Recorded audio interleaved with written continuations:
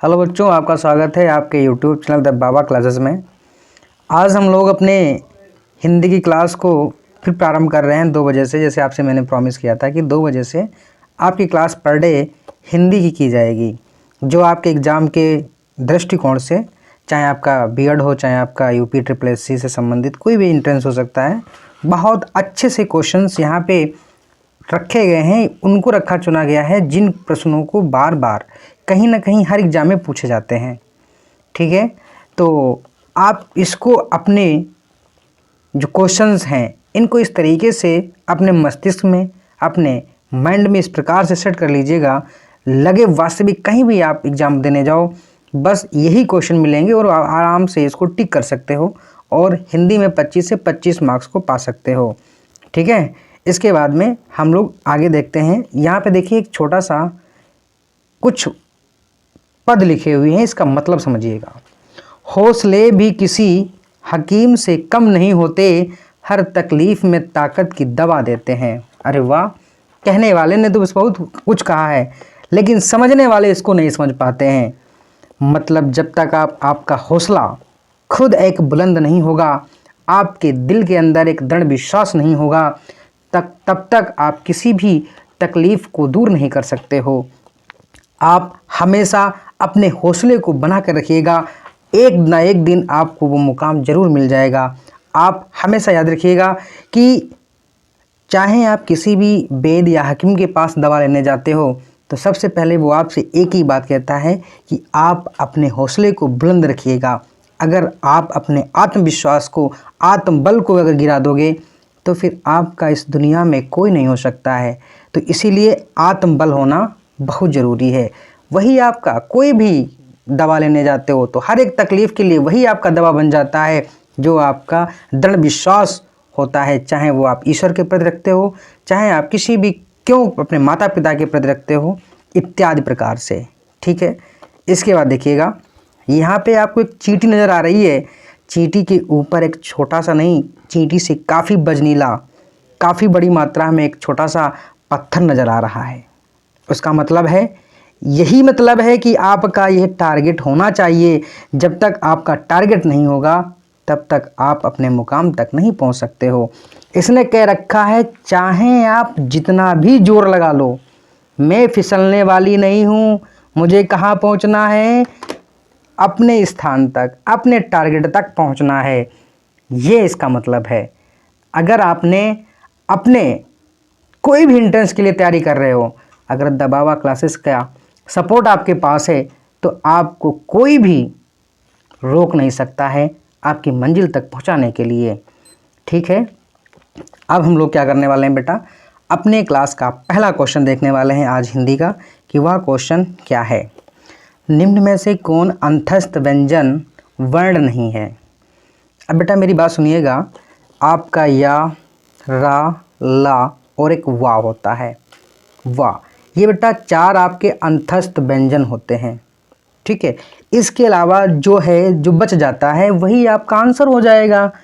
ठीक है, तो सब लोग आइएगा, सब लोग आ जाइएगा। मैं देख रहा हूँ काफ़ी बच्चे आ चुके हैं और काफ़ी आने वाले हैं। जैसे हर्षित हो गए हैं, दिव्यांशी हो गई हैं, और सुभाष हो चुके हैं, अचल हो चुके हैं, और तनिषा भी आ चुकी हैं। ठीक है, बहुत से लोग आ रहे हैं, मैं देख रहा हूँ। लेकिन आइए, जब तक आप अपना विश्वास, अपना मनोबल बढ़ा के नहीं आओगे तब तक आपको जीवन में कुछ नहीं कर सकते हो। आपका लक्ष्य होना चाहिए, चाहे आप आर्मी की तैयारी कर रहे हो, चाहे आप पुलिस की तैयारी कर रहे हो, चाहे आप यूपी SSSC संबंधित, चाहे आप बीएड का एग्ज़ाम क्यों ना देने वाले हो, आपको ये क्वेश्चन 100% वहाँ पे मिलने वाले हैं। तो आइए बेटा, यहाँ पे या, रा, ला, वा, ये बेटा 4 आपके अंतस्थ व्यंजन होते हैं। क्वेश्चन अगर पूछ दिया जाता है कि अंतस्थ व्यंजनों की कुल कितनी संख्या होती है, तो आप 4 बताइएगा। यहाँ पर सॉरी बेटा, इसके बाद देखिएगा यहाँ पर जो आपका डी ऑप्शन है, जिसमें मैंने बताया, तो जो बच गया वही क्या होगा, अंतस्थ व्यंजन नहीं होगा। तो कुल मिलाकर के पहले का जिन लोगों ने डी ऑप्शन चुना है वो राइट आंसर है। ठीक है, जैसा यहाँ पे देख रहा हूँ काफ़ी बच्चे इसका सही आंसर भी दे रहे हैं। इसके बाद क्वेश्चन नंबर 2 देखिए, वर्णमाला में किसे स्पर्शी संघर्षी भी कहा जाता है? ठीक है, तो यहाँ बेटा देखिएगा, का वर्ग है, फिर आपका टा वर्ग है, फिर चा वर्ग है, फिर पा वर्ग है। बेटा याद रखिएगा, सॉरी स्पर्श संघर्ष जो दिया गया है ये आपका होता है चा, छा, जा और झा। ये बेटा आपके क्या होते हैं, स्पर्श संघर्षी होते हैं।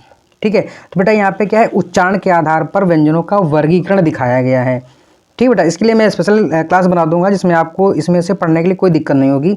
जो भी इससे उच्चारण के आधार पर जो व्यंजनों का वर्गीकरण है वो बेटा 8 प्रकार से होता है। मैं उसका स्पेशल वीडियो बना दूंगा, उसको आप देख लीजिएगा। आपका कोई भी डाउट होगा वहाँ पे क्लियर कर दिया जाएगा। ठीक है, तो बेटा स्पर्श संघर्षी कौन सा होगा, चा, छा, जा, झा, ये आपको याद रखना है। यहाँ पर जिन लोगों ने सी ऑप्शन दिया हुआ है ये क्या होगा, इसका राइट आंसर होगा। ठीक है, इसके बाद क्वेश्चन नंबर 3 देखिएगा, निम्न में से कौन व्यंजन वर्ण दंते नहीं है। बेटा याद रखिएगा, ता, दा, घा और फा दिया गया है। तो यहाँ पर देखिए ता, था, दा, धा, घा है बेटा, तो यहाँ पर जिन लोगों ने डी ऑप्शन दिया है फा, तो बेटा ये दंते व्यंजन नहीं आता, ये आपका ओष्ठ में आता है। ठीक है, ओष्ठ में क्यों आता है, जैसे आपका जो ता वर्ग होता है वो आपका सम्मिलित होता है ता। ठीक है बेटा, देखिए ता, था, दा, धा, ना, इस प्रकार से आपका जो होता है वो आपका होता है दंते संबंधित। लेकिन यहाँ पे दिया बेटा फा, तो फा का मतलब क्या, इसमें पा में बेटा ये आता है पा, फा, बा, बा, भा, तो पा जो वर्ग होता है ये आपका ओष्ठ से संबंधित होता है। ठीक है, तो यहाँ पर जो आपका फा दिखाई दे रहा है, जिन लोगों ने यहाँ का डी ऑप्शन दिया हुआ है 3 का, ये क्या होगा, इसका राइट आंसर होगा। इसके बाद क्वेश्चन नंबर 4 देखिएगा, निम्न में से कौन स्पर्श व्यंजन नहीं है। ठीक है बेटा, तो स्पर्श व्यंजन नहीं है तो ध्यान दीजिए बेटा, का, चा, पा, ये बेटा देखिए ये आपका का वर्ग है, चा वर्ग है और पा वर्ग है, ये आपके सभी क्या हैं, स्पर्श व्यंजन है।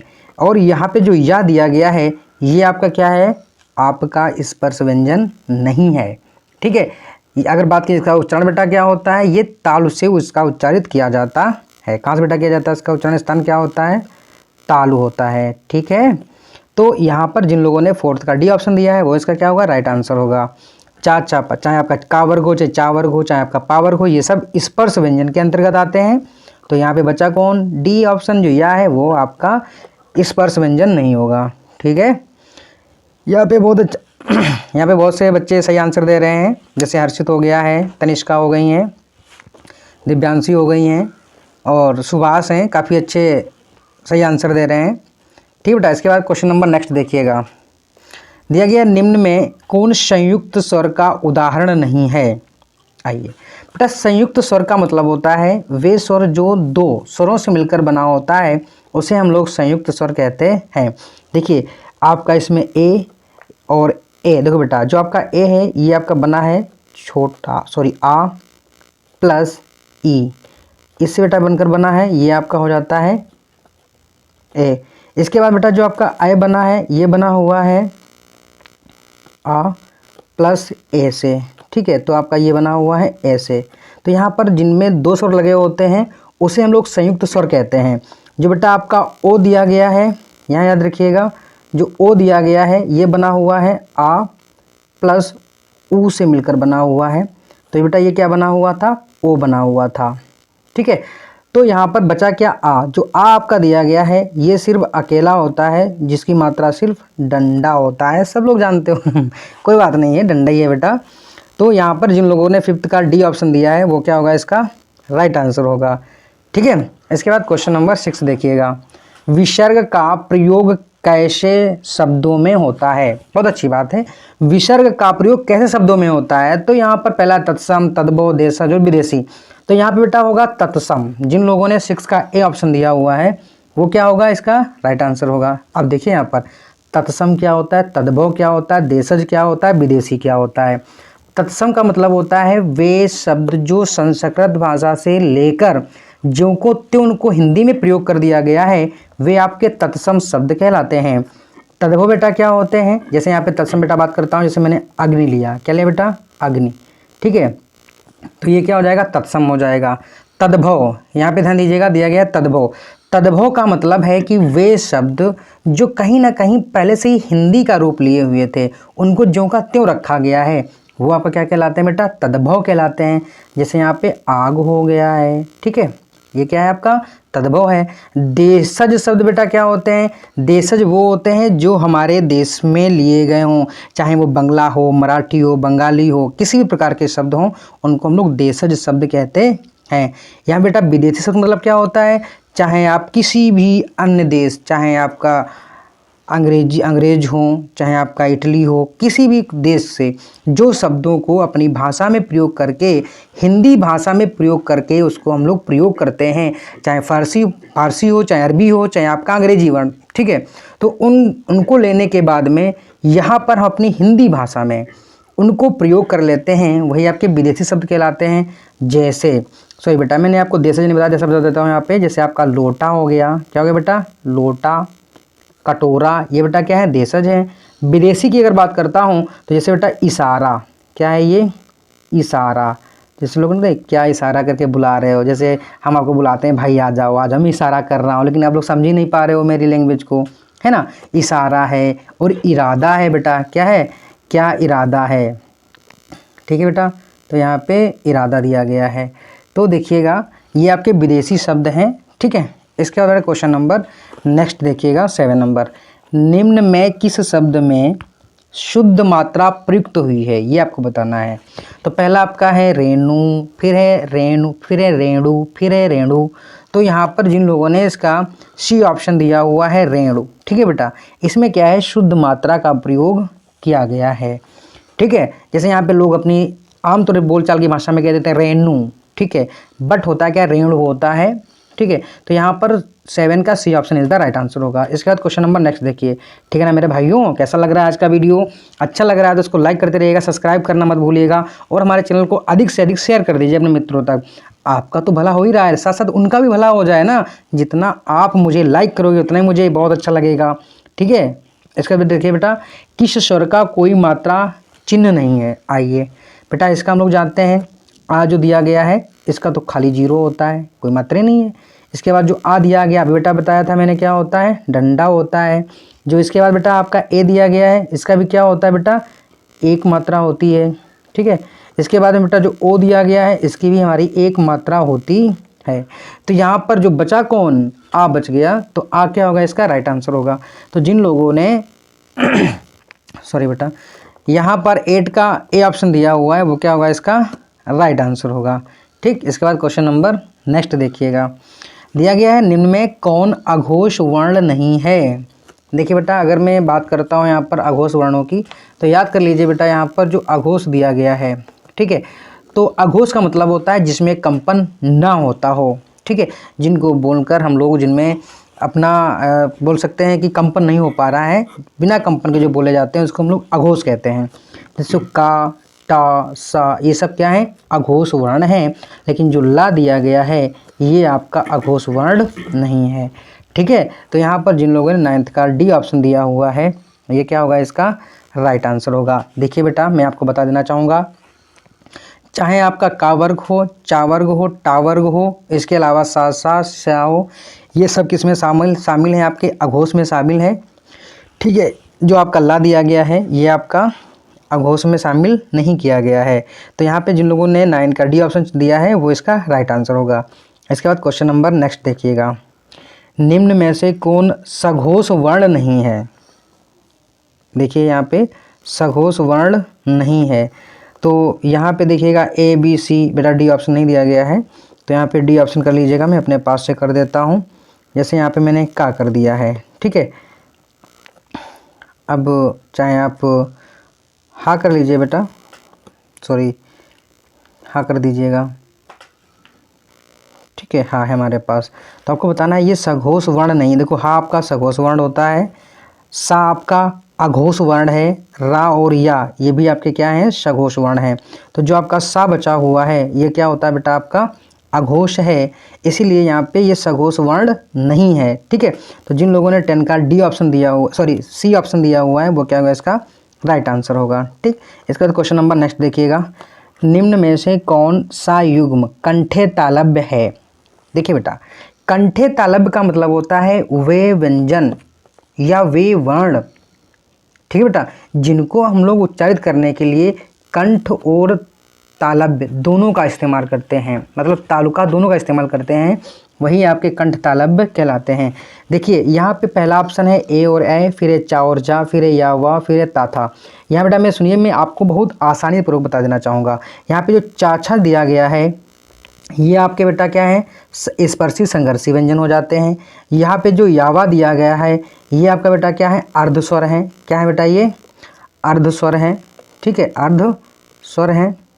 इसके बाद में जो ताथा दिया गया है ये आपका बोलने चालने वाले हैं, जिसको आप बेटा बोलते हो दंते। तो बेटा इनका उच्चारण कहाँ से होते हैं, दंते से होता है। तो बेटा जो आपको ऑप्शन बचा हुआ ए, ये क्या होगा, इसका राइट आंसर होगा। कैसे होगा बेटा, ये आप एक बार फिर से देख लीजिएगा, क्योंकि इनका जो उच्चारण स्थान होता है, अभी मैंने आपको बताया था जो यहाँ पर जो आपका ए है, तो बेटा ए को कैसे लिखते हैं हम लोग, आ प्लस ई लिखते हैं। तो इसीलिए जो ए है वो कैसे बना हुआ, ध्यान दीजिए बेटा। यहाँ पर थोड़ा इसको साफ कर देता हूँ, इरेज करने के बाद बेटा दोबारा देख लीजिएगा, ठीक है। समझ लीजिएगा, समझना बहुत ज़रूरी होता है, ठीक है। तो बेटा यहाँ पे जो 11 का ए ऑप्शन है वो राइट आंसर कैसे बेटा है, यहाँ पे ध्यान दीजिएगा बेटा। जो आपका ए बना था वो बना था बेटा छोटा, मीन्स आ प्लस ई के द्वारा बनाया गया था, ठीक है।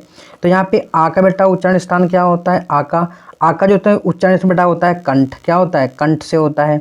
जो ई का उच्चारण स्थान होता है उसे बेटा हम लोग कहते हैं तालु, क्या कहते हैं, सॉरी यहाँ पे कहते हैं तालु, क्या बेटा कहते हैं, तालु कहते हैं।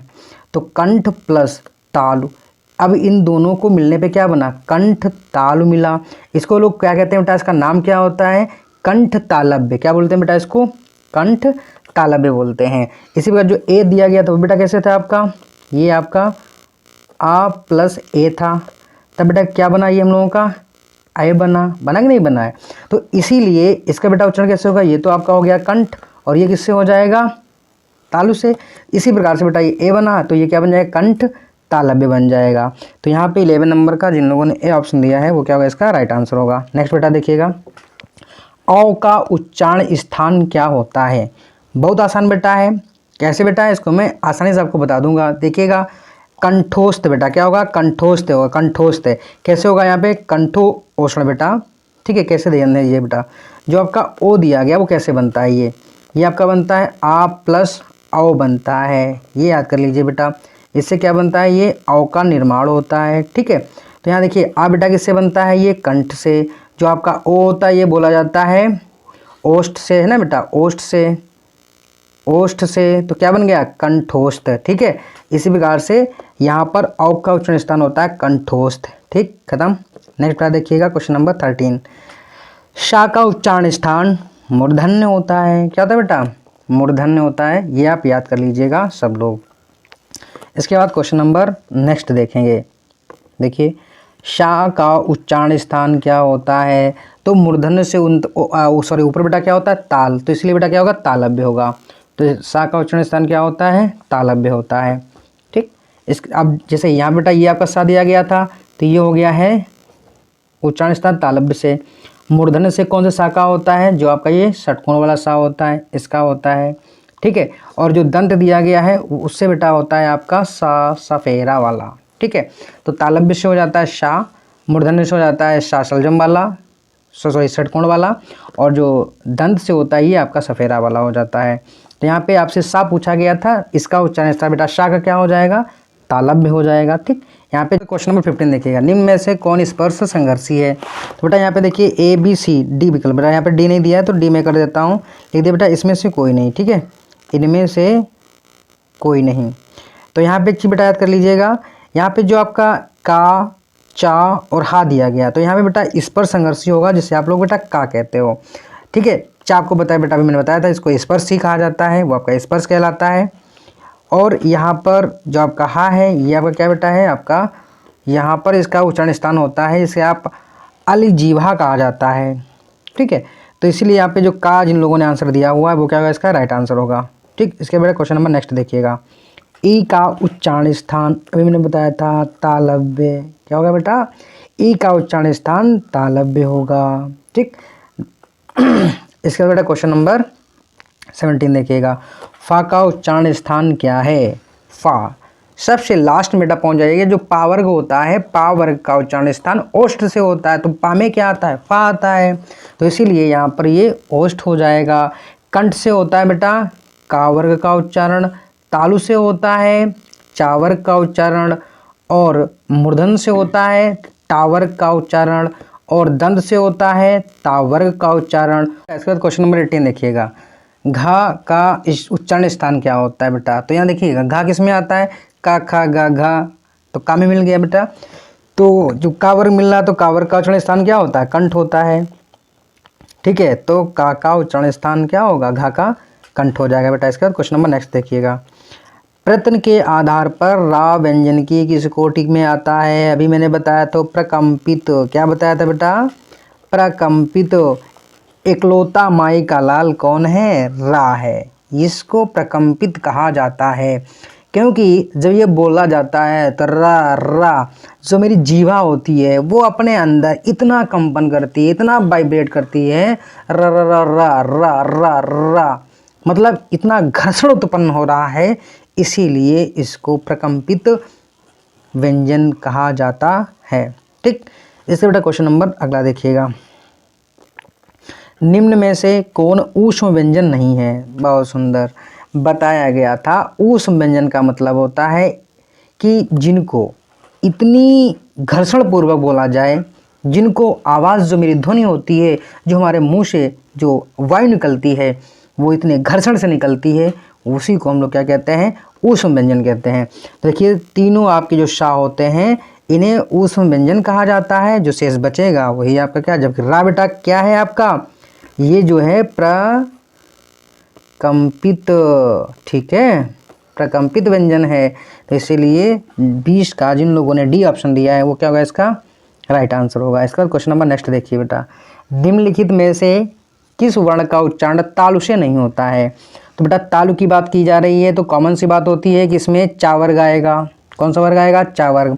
तो चा छा जा जा जा, इस आपकी चार तीनों मिल गए, बचा कौन, का उच्चारण स्थान बेटा क्या होता है, आपका कंठ होता है। ठीक है, आपका क्या होता है बेटा, कंठ होता है। इसीलिए आपको मालूम होना चाहिए, जब तक आप अपने क्लास को एकदम नहीं पढ़ोगे, फिर से बेटा सुन लीजिएगा एक बार, मैं फिर आपको बताना चाहता हूँ, रिवाज करा देता हूँ कि जो आपका कंठ है वो का वर्ग सम्मिलित है उसमें पूरा।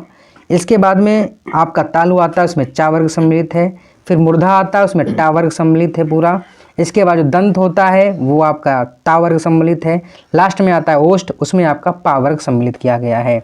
इसके बाद में जो आपके तीनों शा होते हैं उनको सुन लीजिएगा, तालु से आपका सा निकलता है, सलजम वाला शा। जो मूर्धा होता है षटकोण वाला सा निकलता है। जो दंत होता है उससे आपका सा निकलता है। ठीक, इसके बाद है सफेरा वाला। इसका बेटा देख लीजिएगा, जो आपका यारा ला बच जाता है उसको बेटा ध्यान दीजिएगा। या का उच्चारण स्थान आपका तालु से होता है, रा का मूर्धा से होता है, ला का आपका दंत से होता है। ठीक, जो आपका वाह है बेटा, वाह का उच्चारण स्थान दंतोष्ठ से होता है, दंत प्लस ओष्ठ से होता है, ये आपको याद करने वाली बात है। ठीक, इसके बाद क्वेश्चन नंबर 22 देखिएगा, टा वर्ग का उच्चारण स्थान क्या होगा। टा वर्ग मैंने बताया था का चा टा, तो याद कर लीजिए कंठ ताल मूर्धा। आइए, तो टा बेटा कहाँ मिल गया, मूर्धा मिल गया। तो यहाँ पर जिन लोगों ने टा वर्ग का उच्चारण स्थान मूर्धा दिया हुआ है 22 का, जिन लोगों ने ए ऑप्शन चुना है वो क्या होगा, इसका राइट आंसर होगा। ठीक है ना मेरा भाई, आगे देखिएगा क्वेश्चन नंबर 23, किस वर्ण का स्पर्श संघर्षी नहीं माना जाता है। तो चा छा जा जा बच गए, ये तीनों क्या हैं, स्पर्श संघर्षी हैं। बचा कौन, फा। फा क्या होगा बेटा, इसका राइट आंसर होगा। ठीक, ये आपका स्पर्श संघर्षी नहीं है। इसके बाद क्वेश्चन नंबर 24 देखिए, किन वर्णों को अर्धस्वर कहा जाता है। बहुत अच्छी बात है। आपका बचा कौन बेटा, या और वाह। इसे क्या कहा जाता है, हमेशा अर्धस्वर कहा जाता है। क्या कहा जाता है इसको, अर्धस्वर कहा जाता है। बहुत अच्छी बात है। जिन लोगों ने यहाँ पे 24 का बी ऑप्शन दिया है वो क्या होगा, इसका राइट आंसर। इसके बाद क्वेश्चन नंबर 25 देखिए, निम्न में कौन अंतस्थ व्यंजन वर्ण का उदाहरण नहीं है। अंतस्थ व्यंजन आपको कितने बताए गए थे, 4 बताए गए थे। यार अलावा, यार अलावा, या रा ला, बचा कौन, वाह बच गया। तो 4 आपके क्या हो गए, अंतस्थ व्यंजन। बचा कौन, सा। सा क्या होगा, इसका राइट आंसर होगा, राइट आंसर होगा। ठीक है, इसके बाद क्वेश्चन नंबर 26 देखिए, निम्न में से किस शब्द की वर्तनी शुद्ध है? आगामी, आगामी, आगामी, आगमी।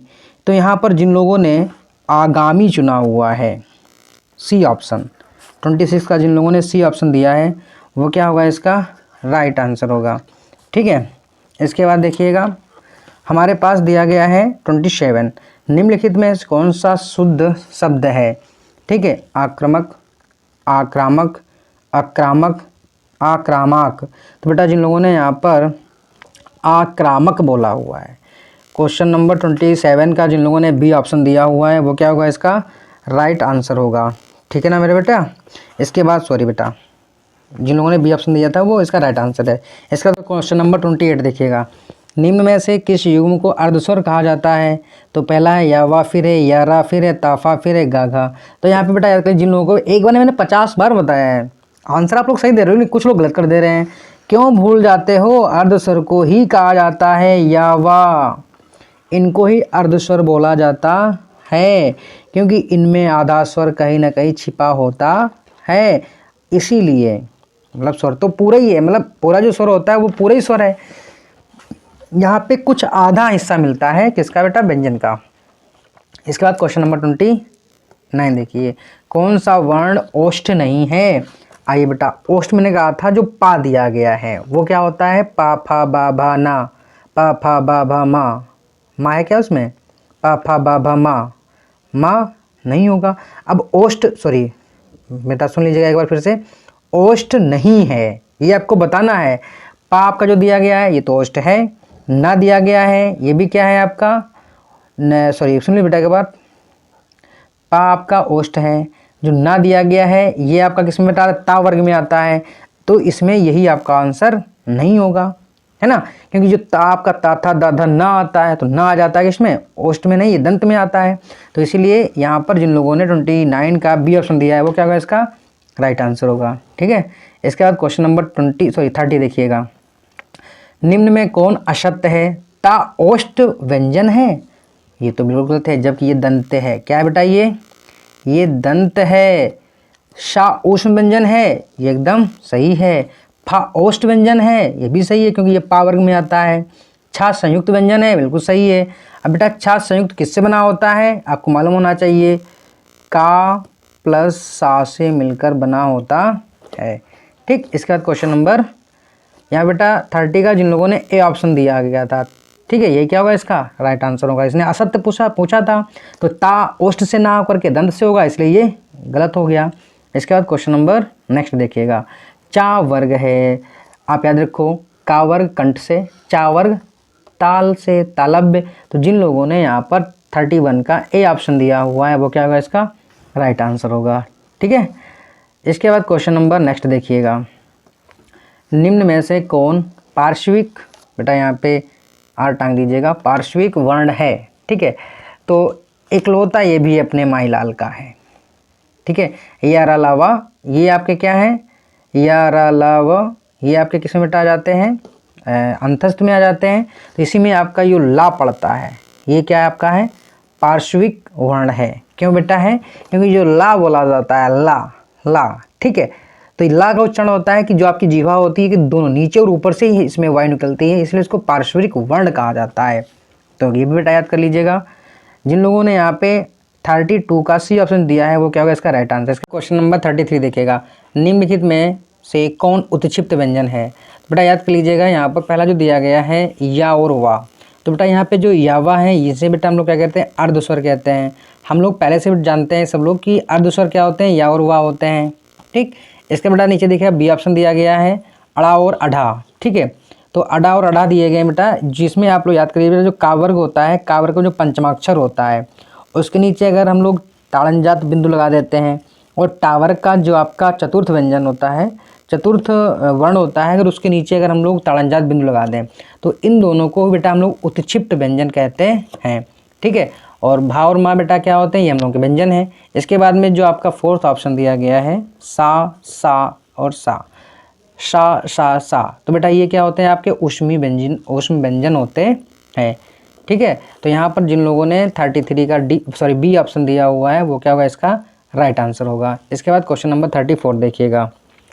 ज्ञ को वर्णमाला में माना जाता है। अब बेटा एक चीज़ सुन लीजिएगा, पहला आपका दिया है संयुक्त व्यंजन, फिर है द्विगुण व्यंजन, फिर है आपके पास स्वर, फिर है व्यंजन।